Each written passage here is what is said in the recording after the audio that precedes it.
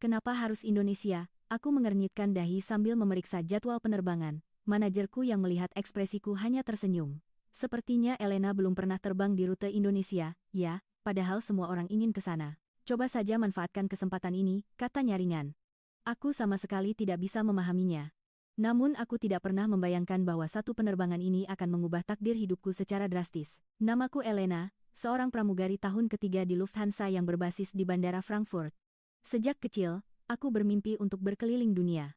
Orang tuaku menginginkanku menjadi dokter atau pengacara, tetapi aku memilih hidup di atas awan, terbang melintasi benua. Aku fasih berbahasa Prancis dan Spanyol, dan karierku sebagai pramugari di Lufthansa cukup cemerlang. Tapi, Indonesia? Yang aku tahu tentang negara itu hanyalah berita utama tentang kemacetan lalu lintas yang parah dan masyarakatnya yang kompleks. Rekan-rekanku sering mengeluh bahwa penumpang dari Asia cenderung banyak maunya dan berisik. Setelah beberapa kali terbang di rute Asia lainnya, aku jadi berusaha sebisa mungkin menghindari penerbangan ke arah sana. Hari penerbangan tiba, aku menghela napas sambil merapikan seragam di depan cermin.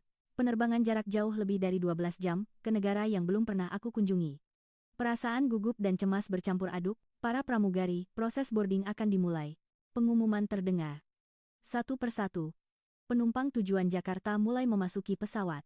Berbeda dari dugaanku, sebagian besar dari mereka dengan tenang mencari kursi masing-masing dan duduk dengan tertib. Anak-anak kecil pun tampak patuh pada orang tua mereka. Ini kan baru sebelum lepas landas, batinku mencoba skeptis. Pesawat mengudara, dan layanan pertama setelah lepas landas pun dimulai. Namun, setiap kali aku mendorong troli minuman melewati barisan kursi, keterkejutanku semakin besar. Hampir semua penumpang mengucapkan terima kasih dengan sopan, entah dalam bahasa Inggris atau bahasa Indonesia. Aku juga terkesan melihat banyak dari mereka yang merapikan sendiri sampah kaleng minuman atau bungkus makanan ringan. Ini bukan Asia yang sering diceritakan rekan-rekanku, bisikku pada diriku sendiri. Di tengah penerbangan, sebuah situasi darurat terjadi. Seorang pria parubaya di kursi nomor 14A meringis kesakitan sambil memegangi perutnya.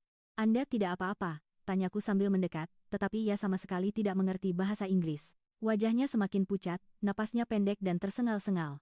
Tanganku mulai gemetar. Situasi darurat medis adalah skenario terburuk bagi setiap pramugari. Ada apa ini?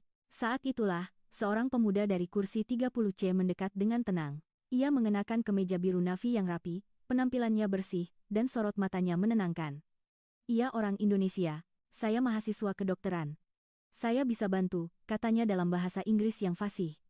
Setelah melontarkan beberapa pertanyaan dalam bahasa Indonesia kepada pasien, ia kembali menjelaskan kepadaku, "Sepertinya sakit maag akut. Apakah ada obat antasida di kotak P3K pesawat?" Sejenak aku terpana oleh suaranya yang tenang, tetapi aku segera sadar diri. "Ya, akan segera saya ambilkan." Selama aku mengambil kotak obat, pemuda itu terus memegang tangan si pasien, mencoba menenangkannya. Saat aku kembali dengan obat dan air, mahasiswa itu membantu pasien meminum obatnya dan memijat perutnya perlahan. Gerakan tangannya lembut namun penuh keyakinan. Sekitar 30 menit kemudian, kondisi pasien tampak jauh membaik. Ia menghela napas lega dan berkali-kali mengucapkan terima kasih. "Terima kasih banyak.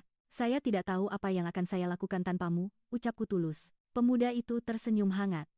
"Nama saya Banyu. Ini bukan apa-apa." Saat mata kami bertemu, aku merasakan sensasi aneh. Jantungku berdebar kencang, seolah baru saja menemukan turbulensi kecil. Aku tidak bisa membedakan, apakah perasaan ini hanyalah rasa terima kasih, atau sesuatu yang lain. "Saya Elena. Anda benar-benar pahlawan hari ini." Suaraku terdengar sedikit lebih tinggi dari biasanya. Selama sisa penerbangan, aku mendapati diriku berkali-kali melirik ke arah kursi 30C. Banyu menghabiskan sebagian besar waktunya dengan tenang, membaca buku atau mendengarkan musik. Sekali waktu, mata kami bertemu, dan ia memberiku senyum lembut. Saat itu, aku merasakan sesuatu berdesir di dalam hatiku. Langit di luar jendela mulai terang. Pesawat yang telah memasuki wilayah udara Indonesia akan segera mendarat di Jakarta. Aku punya firasat, penerbangan ke Indonesia yang begitu aku hindari ini mungkin akan mengubah hidupku. Aku belum tahu alasannya, tetapi aku merasa sesuatu yang istimewa akan segera dimulai. Sejak mendarat di Bandara Internasional Soekarno-Hatta, aku terus dibuat terkejut.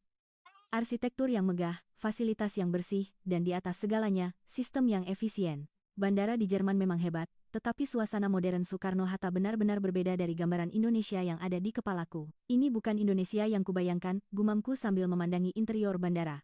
Langit cerah terlihat dari jendela kaca yang luas, cahayanya menerangi seluruh ruangan. Bersama rekan-rekan pramugari lainnya, Aku menyelesaikan proses imigrasi dan mengambil bagasi. Sepanjang waktu itu, mataku terus berkeliling, seolah mencari wajah yang familiar. Tidak, jujur saja, aku mencari Banyu. Tapi aku merasa malu dengan pikiranku sendiri dan menggelengkan kepala. Elena, ada apa? Kamu sedang mencari sesuatu? Tanya rekanku, Carla. Tidak. Aku hanya berpikir bandara ini sangat indah, jawabku, berusaha menyembunyikan wajahku yang sedikit memerah. Saat kami mengambil bagasi dan berjalan menuju pintu keluar, sesuatu yang tak terduga terjadi. Aku berpapasan dengan Banyu di lobi kedatangan. Ia tampak sedang menunggu seseorang, dan wajahnya menunjukkan keterkejutan saat mata kami bertemu. Halo, Elena. Ia menyapaku lebih dulu. Aksen Indonesianya kental, tetapi suaranya tetap terdengar hangat. Banyu. Aku tidak menyangka akan bertemu denganmu di sini. Jantungku mulai berdebar lebih kencang. Bagaimana kondisi pasien tadi? Oh, dia sudah baik-baik saja. Dia sempat diperiksa sebentar di klinik bandara sebelum pulang, jawab Banyu. Apakah ini pertama kalinya Anda di Indonesia? Aku mengangguk. Ya, pertama kali. Ternyata jauh lebih modern dan bersih dari yang saya bayangkan. Berapa lama Anda akan tinggal di Jakarta? Tanyanya, hanya 2 hari. Aku harus segera kembali ke Frankfurt. Entah mengapa aku merasa sedikit kecewa saat mengatakannya. Banyu tampak berpikir sejenak, lalu berkata, baiklah, selamat menikmati waktu Anda di Jakarta. Jika ada kesempatan. Ia berhenti, lalu tersenyum canggung. Ah, tidak, lupakan saja. Selamat bersenang-senang. Saat itu, aku mendengar rekan-rekanku memanggil. Sudah waktunya untuk pergi. Terima kasih. Kalau begitu, aku bingung harus berkata apa lagi. Sampai jumpa. Banyu sedikit menundukkan kepalanya sebagai tanda hormat, lalu berbalik dan berjalan pergi. Di dalam bus menuju hotel, aku memandangi pemandangan kota Jakarta dari jendela. Deretan gedung pencakar langit dan taman-taman hijau yang rimbun di sana-sini menciptakan pemandangan kota yang harmonis dan segar. Rekan-rekanku ada yang tertidur atau sibuk dengan ponsel mereka, tetapi aku terus menatap keluar. Dan berkali-kali, wajah Banyu muncul di benakku. Setelah tiba di hotel, rekan-rekanku berkata ingin beristirahat di kamar karena lelah, tetapi tidak denganku. Aku mau jalan-jalan sebentar, kataku pada Carla. Kamu serius? Kita baru saja terbang lebih dari 12 jam, tanya Carla dengan mata terbelalak. Aku tidak apa-apa. Sayang sekali kalau hanya diam di kamar saat berada di kota baru, jawabku sambil tersenyum. Aku berjalan-jalan di sekitar hotel, menikmati kesan pertamaku terhadap Jakarta. Jalanan yang bersih, toko-toko yang ramai, dan orang-orang yang sibuk berlalu lalang. Ini benar-benar berbeda dari gambaran Indonesia yang pernah kudengar. Semuanya terasa teratur dan penuh energi. Aku masuk ke sebuah kafe kecil dan memesan americano.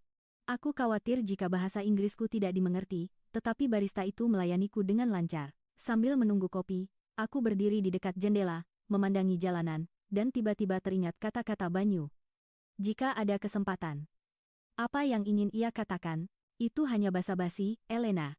Dia seorang mahasiswa kedokteran, dan kamu hanyalah seorang pramugari yang kebetulan lewat, kataku pada diri sendiri. Namun, di sudut hatiku, sebuah harapan kecil tumbuh bahwa aku mungkin bisa bertemu dengannya lagi, meskipun aku tahu kemungkinan bertemu kembali secara kebetulan di kota sebesar Jakarta ini hampir nol. Dalam perjalanan kembali ke hotel sambil membawa kopi, aku tanpa sengaja menemukan sebuah toko souvenir kecil. Berbagai pernak-pernik tradisional Indonesia tertata rapi di etalase. Setelah ragu sejenak, aku membeli sebuah bros cantik dengan motif batik. Tidak ada alasan khusus, tetapi aku ingin menyimpannya sebagai kenang-kenangan dari perjalanan ini. Kembali di kamar hotel, aku membuka jendela dan pemandangan malam Jakarta terbentang di hadapanku. Cahaya kota yang berkelip-kelip tampak seperti gugusan bintang. Aku menghela napas panjang. Anehnya, kota asing ini terasa begitu akrab, seolah-olah aku sudah mengenalnya sejak lama. Keesokan paginya, aku bangun lebih awal. Sinar matahari Jakarta yang masuk melalui jendela menerangi kamarku. Setelah sarapan singkat di restoran hotel, aku dan rekan-rekanku pergi ke Kota Tua. Menurut buku panduan, Kota Tua adalah tempat terbaik untuk merasakan budaya tradisional Jakarta. Akhirnya kita bisa melihat Indonesia yang sesungguhnya, kataku dengan penuh semangat saat masuk ke dalam taksi. Setibanya di Kota Tua, kami disambut oleh lorong-lorong sempit dan bangunan-bangunan bergaya kolonial. Di sepanjang jalan, berderet toko souvenir, kafe, dan galeri seni. Pemandangan anak-anak muda yang mengenakan kemeja batik sambil berfoto sangat menarik perhatian. Lihat, Elena. Sepertinya di sana ada tempat minum teh tradisional, seru salah seorang rekanku. Mereka menunjuk ke sebuah bangunan kuno yang menawan. Kami masuk dan memesan es teh manis serta beberapa kue tradisional. Rasanya unik. Aku sedikit mengernyit setelah menyesap tehku. Rasa manisnya sedikit asing di lidahku. tetapi pada tegukan kedua, entah kenapa rasanya jadi menenangkan. Setelah dari kafe, kami memutuskan untuk menjelajahi lorong-lorong lebih jauh. Kami berkeliling melihat berbagai toko, lupa waktu. Aku terpesona dengan keindahan kain batik tulis dan kerajinan wayang. Aku membeli satu set teh tradisional sebagai oleh-oleh untuk orang tuaku. Setelah berjalan sekitar 2 jam, rekan-rekanku mulai mengeluh sakit kaki. Aku sudah tidak kuat jalan lagi. Kita istirahat sebentar, yuk, kami duduk di sebuah bangku kecil untuk beristirahat. Aku mengeluarkan botol air dari tas dan minum sambil mengamati sekitar. Selera mode orang Indonesia sangat menarik. Semua orang tampak modis dengan pakaian yang rapi dan bersih. Aku mau lihat-lihat ke sebelah sana sebentar. Kita bertemu di sini lagi 30 menit lagi, ya, kataku pada Carla dan yang lain. Berjalan sendirian membuatku bisa melihat lebih banyak hal. Seorang perajin di sebuah bengkel kecil sedang menulis kaligrafi dengan kuas, proses pembuatan kerajinan tangan tradisional, hingga bunga-bunga bougainville yang mekar di sudut-sudut jalan. Aku mengambil foto, merekam setiap momen. Saat waktu yang dijanjikan hampir tiba dan aku hendak kembali ke bangku, tiba-tiba aku mendengar seseorang memanggil namaku dari belakang. Elena? Mendengar suara itu, jantungku berdebar kencang. Saat aku berbalik, ternyata benar, itu Banyu. Ia mengenakan jeans kasual dan kemeja putih, dengan sebuah buku di tangannya. Banyu. Sungguh kebetulan bertemu denganmu di sini, kataku. Tidak bisa menyembunyikan keterkejutanku. Saya juga kaget. Saya ke sini di akhir pekan untuk membeli buku. Banyu menunjukkan buku yang dipegangnya, sebuah buku teks kedokteran berbahasa Inggris. Bagaimana Jakarta? Anda menyukainya? Ya. Ini kota yang sangat indah. Saya terkejut karena ternyata jauh lebih modern dan bersih dari yang saya duga, jawabku tulus. Banyu tersenyum. Banyak orang asing yang awalnya berpikir begitu. Mungkin karena mereka punya prasangka tertentu tentang Indonesia. Kami berdiri dan mengobrol sejenak. Ia bercerita bahwa ia kuliah kedokteran di Jakarta dan bercita-cita ingin bergabung dengan dokter lintas batas setelah lulus. Mendengar mimpi dan semangatnya, aku tanpa sadar ikut tersenyum. Oh, ya ampun. Tiba-tiba aku teringat waktu. Aku bisa terlambat dari janji. Teman-temanku sedang menunggu. Di mana mereka menunggu, biar saya antar, tawar Banyu dengan ramah.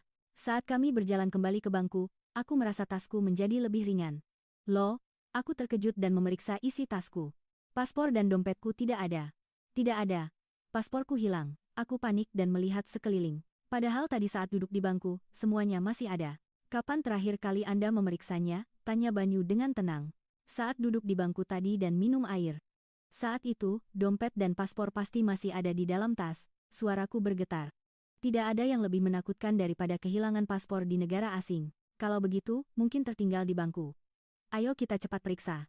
Banyu dengan lembut memegang lenganku. Kami bergegas kembali ke bangku, tetapi sudah ada orang lain yang duduk di sana dan tasku tidak terlihat. Air mataku mulai menggenang. Bagaimana ini? Aku tidak bisa pulang tanpa paspor. Aku menyeka air mata dengan tanganku. Banyu berkata dengan tenang. Pertama-tama, tenanglah. Kita harus melapor ke pos polisi. Lalu kita juga harus menghubungi kedutaan besar Jerman. Saat ia berusaha menenangkanku, Carla dan rekan-rekan lainnya menemukan kami. Elena, kamu kemana saja? Sudah lewat 30 menit. Keluh Carla, tetapi ia langsung bertanya saat melihat ekspresiku. Ada apa? Aku kehilangan paspor dan dompet, kataku dengan suara gemetar. Untungnya, Banyu menengahi situasi. Ia menjelaskan kepada Carla dalam bahasa Inggris yang fasih dan segera menyusun rencana. Mari kita ke pos polisi terdekat. Saya akan antar. Dalam perjalanan ke pos polisi, aku mati-matian menahan air mata yang terus mendesak keluar.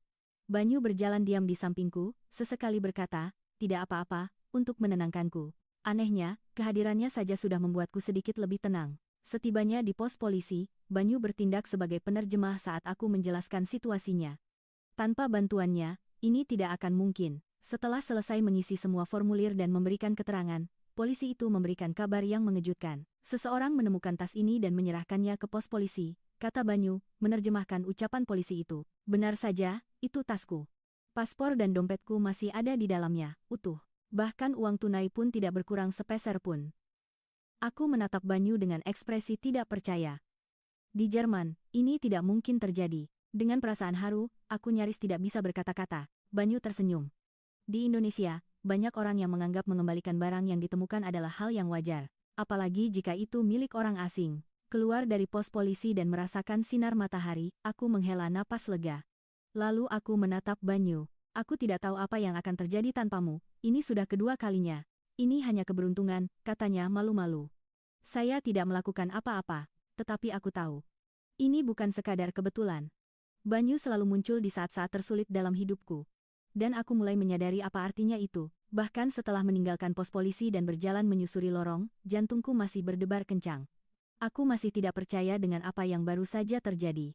Kehilangan paspor di negara asing dan menemukannya kembali adalah pengalaman yang sangat dramatis. Dan lagi-lagi, Banyu muncul di saat genting. Rasanya, semua kebetulan ini bukanlah kebetulan biasa. Terima kasih banyak, Banyu. Aku tidak bisa membayangkan apa yang akan terjadi hari ini tanpamu, ucapku tulus. Sama-sama. Ngomong-ngomong, sudah makan siang? Tanya Banyu tiba-tiba. Aku melihat jam, ternyata sudah lewat pukul 1 siang. Saat itu, rekan-rekanku saling memberi isyarat. Kami akan kembali ke hotel, kami sangat lelah. Kalau kamu mau, silakan jalan-jalan lagi. Wajah mereka tampak letih, apalagi setelah insiden kehilangan paspor. Aku bimbang. Haruskah aku makan siang bersama Banyu atau kembali ke hotel bersama rekan-rekanku? Tidak apa-apa. Sampai ketemu nanti. Carla melambaikan tangan dan memanggil taksi bersama yang lain. Saat aku ditinggal sendirian, suasana tiba-tiba menjadi canggung. Aku baru sadar ini pertama kalinya aku berduaan dengan Banyu. Ibuku punya sebuah warung makan kecil. Maukah makan siang di sana? Tawar Banyu dengan hati-hati. Aku berpikir sejenak.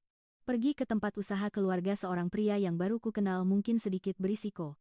Tapi, Banyu sudah 2 kali menolongku, dan aku merasa dia orang yang bisa dipercaya. Selain itu, ini adalah kesempatan untuk mencicipi masakan rumahan khas Indonesia. Benarkah? Apakah tidak merepotkan? Tanyaku, sedikit ragu namun rasa ingin tahuku lebih besar.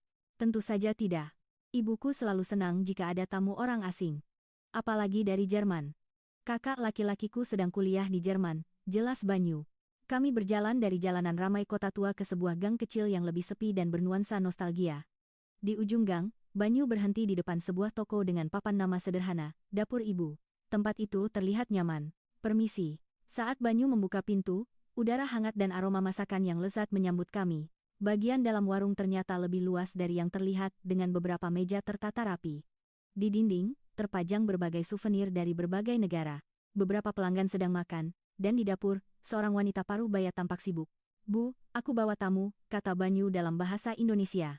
Wanita parubaya itu keluar dari dapur, masih mengenakan celemek, dan menyambut kami dengan ramah. Ibu Banyu ternyata jauh lebih muda dan bersemangat dari yang kubayangkan. Wah, tumben sekali Banyu bawa teman. Selamat datang. Sapa Ibu Banyu dalam bahasa Inggris yang lancar. Aku terkejut dan mataku membelalak. Dulu ibu mengajar bahasa Inggris di universitas. Sekarang sudah pensiun dan membuka warung ini, jelas Banyu. Kami duduk di meja dekat jendela, dan Ibu Banyu segera menyiapkan makanan.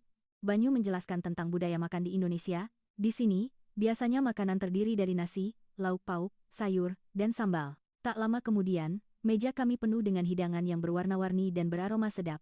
Ada nasi putih, rendang, sayur asem, dan beberapa lauk pendamping seperti tumis kangkung dan sambal. Semua ini untuk kita, tanyaku takjub. Banyu dan ibunya tertawa. Ya, beginilah porsi makan di sini. Tidak perlu dihabiskan semua. Makan saja mana yang kamu suka. Saat suapan pertama, aku langsung terkesan. Rasanya memang asing, tetapi anehnya menenangkan. Terutama rendangnya, rasa gurih pedasnya sangat cocok dengan nasi. Sambalnya awalnya terasa pedas, tetapi setelah suapan kedua, tekstur dan aromanya membuatku ketagihan. Enak sekali, kataku tulus. Selama makan, Ibu Banyu dengan ramah terus menyuruhku makan lebih banyak, menawarkan untuk menambah nasi dan lauk. Aku jadi khawatir harganya akan mahal. Apakah harganya tidak mahal dengan porsi sebanyak ini? Tanyaku hati-hati. Banyu tersenyum dan menjelaskan. Jangan khawatir. Ini sudah satu paket, jadi harganya tetap. Ini adalah bentuk keramahan ibu. Benarkah? Di Jerman, ini tidak terbayangkan. Aku tidak bisa menyembunyikan keterkejutanku. Setelah makan, Ibu Banyu menyajikan buah dan teh hangat. Aroma teh melati yang lembut menjadi penutup yang sempurna. Masakan Indonesia benar-benar luar biasa, terutama keramahan yang hangat ini sangat berkesan, kataku berterima kasih. Menjamu tamu adalah budaya yang istimewa bagi kami. Yang penting adalah membuat tamu senang dengan tulus, kata Ibu Banyu dengan bangga. Sambil berbincang, aku merasa bahwa momen ini lebih dari sekadar makan siang. Ini adalah kesempatan untuk merasakan langsung kehangatan orang Indonesia, budaya berbagi dan keramahan mereka. Ini bukan sekadar makanan, ini adalah hidangan yang disajikan dengan hati, kata Banyu, seolah bisa membaca pikiranku. Saat meninggalkan warung, hatiku terasa hangat. Bukan hanya karena perutku kenyang, tetapi jiwaku juga merasa terisi. Aku kembali menyadari betapa istimewanya merasakan kehangatan sebuah keluarga asing di negara yang asing. Hari ini adalah pengalaman yang sangat istimewa. Terima kasih banyak, ucapku tulus kepada Banyu dan ibunya. Kapanpun, datanglah lagi, kata Ibu Banyu sambil menggenggam tanganku dengan hangat. Saat berjalan bersama Banyu di luar, aku memikirkan tentang perasaan akrab yang aneh di kota asing ini. Mungkin Indonesia jauh lebih dekat di hatiku daripada yang pernah kubayangkan. Sudah pernah melihat pelabuhan Sunda Kelapa? Pertanyaan Banyu membuatku menggelengkan kepala. Aku sedang bingung bagaimana cara menghabiskan hari terakhirku di Indonesia. Belum. Ada di buku panduan, tapi aku tidak punya waktu. Bagaimana kalau kita ke sana sekarang? Saya akan tunjukkan wajah Jakarta yang sesungguhnya, tawar Banyu. Aku sedikit ragu. Waktu sudah menunjukkan pukul 3 sore, dan besok pagi-pagi sekali aku harus berangkat. Tetapi aku tidak mau melewatkan kesempatan ini. Jika aku kembali ke Jerman, entah kapan lagi aku bisa ke Indonesia dan bertemu Banyu. Ya, aku mau, jawabku sambil tersenyum. Kami naik KRL menuju dekat pelabuhan. Keretanya luar biasa bersih dan efisien. Semua pengumuman disampaikan dalam bahasa Indonesia dan Inggris, memudahkan turis asing. Transportasi publik di Jakarta benar-benar hebat, ya. Mungkin lebih bersih dan tepat waktu daripada di Jerman, kataku jujur. Banyu tersenyum. Senang mendengarnya. Indonesia memang sangat memperhatikan teknologi dan kenyamanan. Setelah turun dari stasiun dan berjalan di sepanjang area pelabuhan, pemandangan kapal-kapal pinisi tradisional yang megah dan lanskap kota di seberangnya langsung membuka mata. Suasana pelabuhan yang bersejarah terasa begitu hidup. Wow! Ternyata jauh lebih besar dan indah dari yang kubayangkan, kataku kagum. Mau coba naik ke salah satu kapal? Melihat Jakarta dari atas dek kapal akan memberikan pemandangan yang berbeda, usul Banyu. Kami membeli tiket dan naik ke atas salah satu kapal pinisi yang disandarkan. Kami duduk di tempat yang teduh, dan angin laut yang sepoi-sepoi terasa nyaman. Saat matahari mulai turun, panorama Jakarta terbentang di hadapan kami. Ini benar-benar kota yang indah, kataku tulus.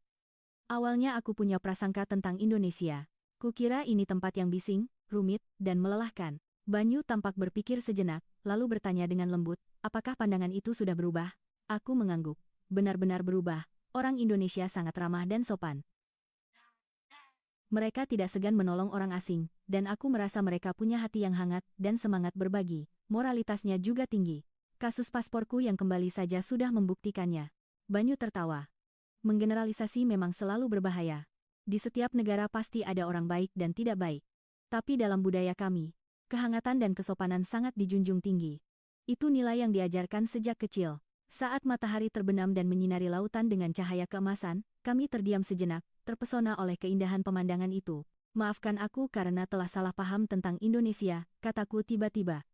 Aku telah berprasangka. Banyu menggelengkan kepala, tidak perlu minta maaf. Siapapun pasti punya gambaran tertentu tentang tempat yang tidak mereka kenal. Yang penting adalah memiliki pikiran terbuka untuk mengubah pandangan itu setelah mengalaminya sendiri. Dan Elena punya hati yang seperti itu. Kata-katanya membuatku merasa lega. Banyu selalu punya cara untuk membuatku merasa nyaman. Sikapnya yang berusaha memahami, bukan menghakimi, terasa begitu istimewa. Sepertinya aku akan merindukan Indonesia saat kembali ke Jerman, gumamku pelan. Anda bisa datang lagi, kata Banyu. Lain kali, saya akan tunjukkan lebih banyak tempat. Yogyakarta, Bali, Lombok. Masih banyak tempat indah di Indonesia. Kata-katanya menghangatkan hatiku. Kata lain kali terdengar seperti janji bahwa kami akan bertemu lagi. Namun secara realistis, jadwal Lufthansa tidak menentu, dan kemungkinan aku ditugaskan di rute Indonesia lagi sangat kecil. Kenapa kamu begitu baik pada orang asing sepertiku? Tanyaku, tak bisa menahan rasa penasaran. Banyu berpikir sejenak, lalu menjawab dengan wajah serius. Awalnya, aku hanya ingin menolong orang yang terlihat kesulitan. Tapi sekarang, ia berhenti dan memandangi lautan. Sekarang, aku menikmati waktu bersamamu, Elena. Pengakuannya yang jujur membuat wajahku memerah. Jantungku berdebar kencang. Aku merasa mulai mengerti perasaan ini, tetapi aku takut mengakuinya. Rasanya tidak nyata memiliki perasaan seperti ini pada seseorang yang baru kutemui 2 hari.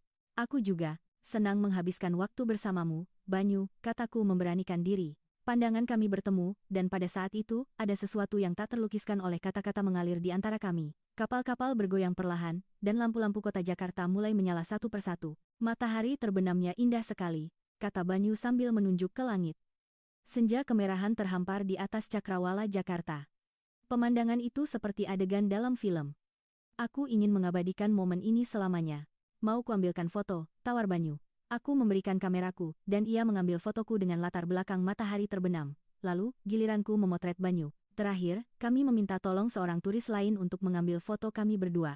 Menjelang akhir kunjungan kami berdiri berdampingan sambil menikmati pemandangan malam Jakarta dari pelabuhan. Bersandar di pagar dek, menatap kota yang berkilauan, aku merasakan tangan Banyu perlahan mencari tanganku. Awalnya aku sedikit terkejut, tetapi perasaan nyaman dan aman segera menyelimutiku. Tangannya yang hangat memberiku rasa stabilitas. "Besok Anda berangkat ya?" tanya Banyu pelan. "Ya." "Penerbangan jam 10 pagi." Aku tidak bisa menyembunyikan rasa sedihku. "Bolehkah aku mengantarmu ke bandara?" tawarnya. "Benarkah? Tidak apa-apa, kamu tidak ada kuliah atau janji lain?" Aku terkejut. "Tidak apa-apa. Besok hari libur." Banyu tersenyum. Saat kapal kembali ke dermaga, kami berjalan perlahan di sepanjang pelabuhan. Udara malam semakin dingin, dan aku sedikit menggigil. Banyu dengan sigap melepas jaketnya dan menyampirkannya di bahuku. "Terima kasih," kataku sambil menarik jaket yang masih hangat dengan aroma tubuhnya. Dalam perjalanan kembali ke hotel, kami banyak bercerita tentang mimpi masing-masing, keluarga, makanan favorit, tempat yang pernah dikunjungi. Semua percakapan mengalir begitu alami, seolah kami sudah saling kenal sejak lama. Tiba di depan hotel, rasanya sangat berat untuk berpisah. "Besok jam 8 pagi, aku akan menemuimu di sini," kata Banyu. "Terima kasih, sungguh," ucapku tulus. Banyu ragu sejenak, lalu dengan lembut memelukku. Pelukan singkat yang sangat hangat. "Sampai besok," katanya, lalu berbalik pergi. Kembali di kamar dan berbaring di tempat tidur, aku menatap langit-langit sambil mengenang hari ini. Perasaan bahagia dan sedih bercampur aduk di hatiku. Memikirkan bahwa besok aku harus meninggalkan semua ini membuat dadaku terasa sesak. Namun, satu hal yang pasti, kemunculan Indonesia dan seorang pria bernama Banyu dalam hidupku bukanlah kebetulan biasa. Aku punya firasat ini adalah awal dari sesuatu yang jauh lebih besar dan bermakna. 3 minggu telah berlalu sejak aku kembali ke Frankfurt. Setiap pagi saat bangun, kenangan di Jakarta terasa seperti mimpi. Namun, sebuah foto di atas meja nakas membuktikan bahwa semua itu nyata, foto diriku dan Banyu di pelabuhan Sunda Kelapa. "Elena, jadwal minggu ini sudah keluar," kata rekanku, Maria, sambil masuk ke ruang istirahat. Aku menyeruput kopi dan menjawab sekenanya. "Kemana? New York? London?" "Bukan. Kamu ke Jakarta lagi." Maria membelalakan matanya. Aku sangat terkejut sampai hampir menumpahkan kopiku. "Apa? Jakarta? Sungguh?" "Ya, sungguh. Kenapa kamu begitu kaget?" "Biasanya orang tidak suka kalau dapat rute yang sama 2 kali berturut-turut," tanya Maria heran. "Oh, itu. Karena ternyata Indonesia lebih menyenangkan dari yang kukira," jawabku, bingung dengan reaksiku sendiri. Maria menatapku curiga. "Jangan-jangan ada sesuatu yang istimewa terjadi di sana?" Wajahku terasa memanas. Aku tidak ingin menceritakan tentang Banyu kepada Maria. Perasaan ini masih terlalu baru dan berharga untuk dibagikan. Hanya saja makanannya enak sekali, kilahku. Menjelang hari penerbangan ke Jakarta, aku semakin gelisah. Aku sudah mengirim email kepada Banyu memberitahu bahwa aku akan datang lagi, tetapi tidak ada balasan. Mungkinkah baginya aku hanyalah salah satu orang asing yang lewat? Pikiran itu membuat hatiku berat. Saat pesawat mendekati langit Jakarta, pemandangan di bawah jendela terasa begitu akrab. Rasanya seperti bertemu kembali dengan teman lama. Setelah menyelesaikan imigrasi dan keluar ke lobi kedatangan, jantungku serasa berhenti berdetak. Di depan pintu keluar, Banyu berdiri di sana. Di tangannya ada secarik kertas putih bertuliskan Elena. "Banyu." Aku mempercepat langkahku begitu melihatnya. Ia tersenyum dan mendekat. "Aku sudah terima emailmu." Aku tidak membalas karena ingin mengatakannya langsung saat bertemu. Kami duduk di kafe bandara dan mengobrol. Banyu bercerita bahwa selama 3 minggu ini ia sibuk dengan ujian kedokteran. Aku bercerita tentang kehidupanku di Frankfurt dan betapa aku merindukan Indonesia. "Jadi, kamu di Jakarta 2 hari lagi?" tanya Banyu. "Ya, kali ini singkat. Tapi aku akan datang lagi. Meskipun rute Indonesia populer di kalangan pramugari lain, aku akan terus mengajukannya," jawabku. "Kalau begitu, bisakah kita menghabiskan waktu bersama lagi?" "Masih banyak tempat yang belum sempat kutunjukkan," usul Banyu hati-hati. Dan begitulah hubungan istimewa kami dimulai. Setiap sebulan sekali, aku mengajukan penerbangan ke Jakarta, dan setiap kali itu pula, Banyu menungguku di bandara. Kadang 2 hari, kadang 3 hari, kami menjelajahi setiap sudut Jakarta bersama. Kemegahan Monas, pesona perumahan kuno di Menteng, pemandangan malam dari puncak menara, hingga wajah modern Senayan. Setiap kali Banyu menunjukkan tempat baru sambil bercerita tentang sejarah dan budaya Indonesia. Pada kunjunganku yang ke-6, kami sedang berjalan di sepanjang tepi sungai yang tertata rapi. "Hubungan jarak jauh ini tidak mudah, ya," kataku tiba-tiba. Banyu menggenggam tanganku lebih erat. Memang berat. Tapi memikirkan akan bertemu Elena sudah cukup untuk membuatku bertahan sebulan. Setiap kali berpisah rasanya berat, ujarku jujur. Kami duduk di sebuah bangku, menatap langit malam Jakarta. Tidak banyak bintang terlihat di langit kota, tetapi beberapa tetap berkelip. Elena, maukah kamu tinggal di Indonesia selamanya? Tanya Banyu tiba-tiba. Aku terkejut dan menatapnya. Di matanya, ada kesungguhan dan kecemasan. Tinggal di sini, tapi pekerjaanku. Aku tidak bisa melanjutkan kata-kataku. Aku tahu ini permintaan yang mustahil. Tapi hidup tanpamu rasanya sangat berat, kata Banyu pelan. Malam itu, kembali ke kamar hotel, aku tidak bisa tidur. Usulan Banyu terus berputar di kepalaku. Tinggal di Indonesia adalah keputusan yang akan membalikkan seluruh hidupku. Meninggalkan keluarga, teman, pekerjaan, dan memulai hidup baru di negara asing adalah hal yang menakutkan dan tidak pasti. Namun, di saat yang sama, hatiku sudah tahu jawabannya. Perasaan hampa setiap kali kembali ke Frankfurt, dan debaran jantung setiap kali mendarat di Jakarta. Hatiku sudah berada di Jakarta, di sisi Banyu. Keesokan paginya, kami berjalan-jalan di taman sambil berbicara. Aku sudah memikirkannya, kataku setelah menarik napas dalam-dalam. Aku akan kembali ke sini, mata Banyu terbelalak. Benarkah? Sungguh? Ya, sungguh. Aku akan kembali ke Jerman, mengurus semuanya, mengajukan pengunduran diri, lalu datang ke Jakarta. Suaraku bergetar. Banyu memelukku tanpa kata. Dalam dekapannya, aku merasa yakin bahwa keputusan ini benar. Ada rasa cemas, tetapi ada harapan dan kegembiraan yang jauh lebih besar. Aku harus belajar bahasa Indonesia, ya, kataku sambil mengangkat wajah dari pelukannya dan tersenyum. Aku akan mengajarimu. Jangan khawatir, jawab Banyu.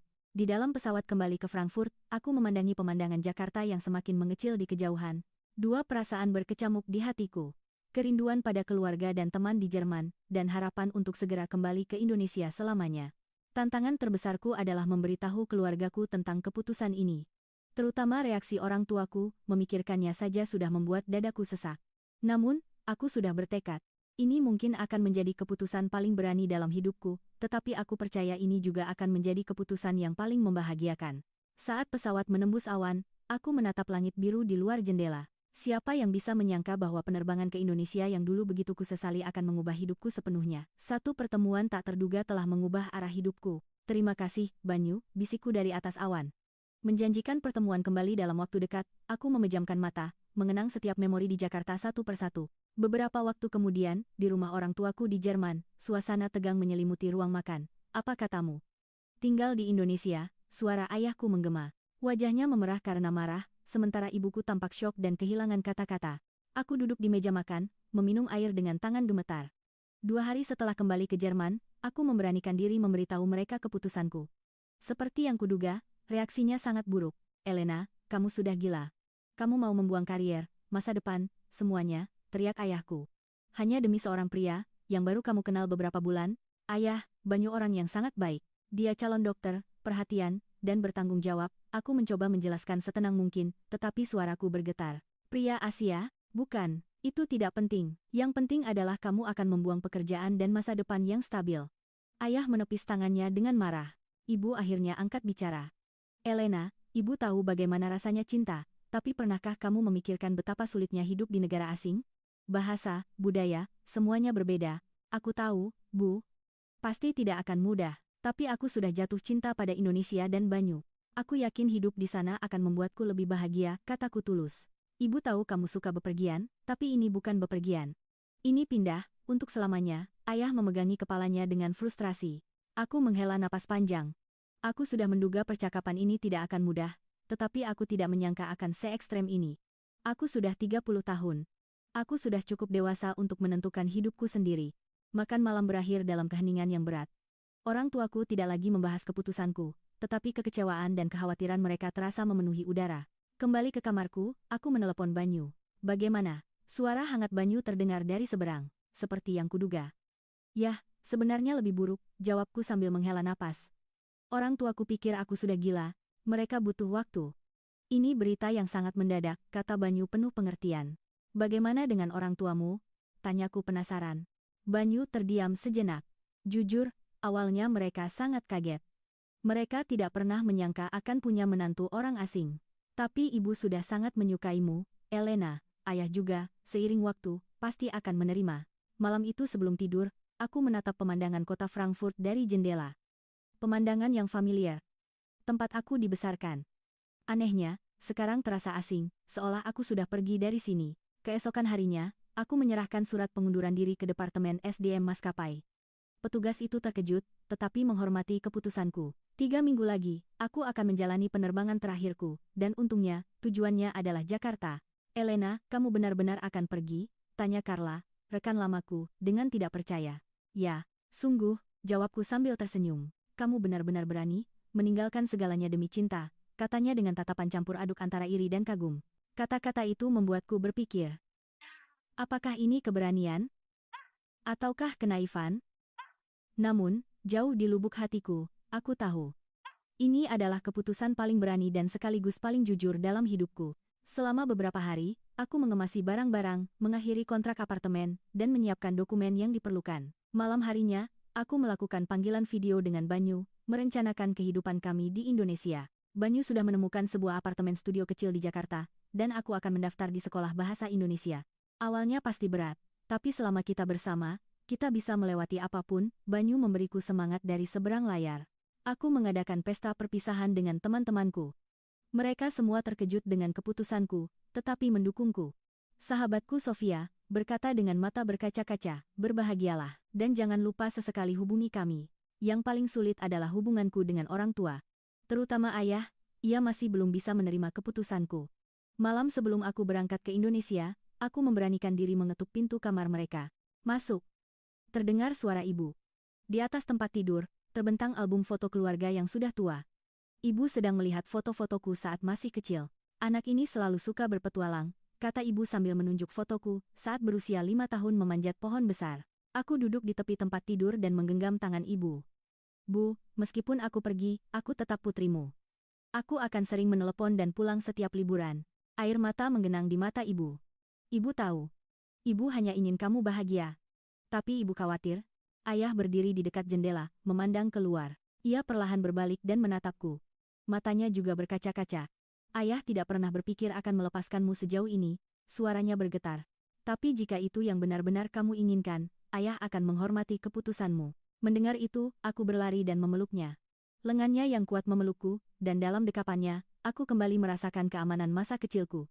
Terima kasih, ayah, bisikku. Semoga pria bernama Banyu itu bisa membuatmu bahagia. Jika tidak, ayah tidak melanjutkan kalimatnya. Jangan khawatir, ayah. Banyu orang yang sangat baik, kataku penuh keyakinan. Di hari terakhirku, aku mengenakan seragam Lufthansa dan bersiap untuk penerbangan terakhir. 2 hari lagi aku akan terbang ke Indonesia sebagai penumpang biasa, tetapi hari ini adalah tugas terakhirku sebagai pramugari. Aku merekam setiap momen penerbangan itu di dalam hati. Saat menyapa penumpang, menyajikan minuman, berbincang dengan rekan kerja. Kenangan selama 5 tahun seakan berputar kembali. Saat mendarat di Jakarta, hatiku sudah tenang. Semuanya sudah jelas. Setelah mengucapkan salam perpisahan terakhir kepada para penumpang yang turun, aku menuju ruang kru. Elena, kamu benar-benar akan tinggal di sini? Tanya Carla untuk terakhir kalinya. Ya. 2 hari lagi aku akan kembali ke Jerman untuk mengemasi barang, lalu aku akan datang ke sini untuk selamanya, jawabku dengan suara mantap. Begitu keluar dari bandara, aku menemukan Banyu. Ia menunggu di depan pintu keluar, seperti biasa. Tetapi kali ini, ada yang berbeda. Di tangannya ada sebuah buket bunga kecil, dan di sampingnya, berdiri kedua orang tuanya. Elena, Banyu tersenyum sambil mendekat. Ini orang tuaku. Mereka ingin bertemu langsung denganmu. Ibu Banyu memelukku dengan hangat. Ayahnya menundukkan kepala dengan sopan sebagai tanda hormat. Terima kasih sudah mau menjadi bagian dari keluarga kami, kata Ibu Banyu dalam bahasa Inggris yang sedikit terbata-bata. Saat itu, semua ketakutan dan kecemasanku lenyap. Aku semakin yakin bahwa keputusan yang kuambil adalah benar. Di negara asing ini, bersama keluarga baru, babak baru dalam hidupku akan dimulai. Terima kasih. Saya juga sangat senang, jawabku tulus. Kami berjalan keluar dari bandara bersama. Sinar matahari Jakarta yang cerah menyambut kami. Jalan di depan mungkin tidak akan selalu mudah. Tapi aku sudah siap, karena di sampingku ada Banyu, dan selama aku menggenggam tangannya, aku merasa bisa mengatasi kesulitan apapun. Selamat datang, Elena. Disinilah rumahmu sekarang, kata Banyu dengan senyum hangat. Aku menarik napas dalam-dalam dan melangkah, memulai hidup baruku. Petualangan yang sesungguhnya baru akan dimulai, kataku sambil menggenggam erat tangan Banyu. Sapaan halo pertamamu adalah sapaan terhangat dalam hidupku. Hidup terkadang mengalir ke arah yang tidak terduga. Tetapi jika kita berani mengikuti arusnya, kebahagiaan yang luar biasa mungkin menanti. Aku telah mengambil keberanian itu, dan saat ini, aku adalah orang yang paling bahagia. Cinta yang dimulai di negeri asing kini telah menjadi segalanya dalam hidupku.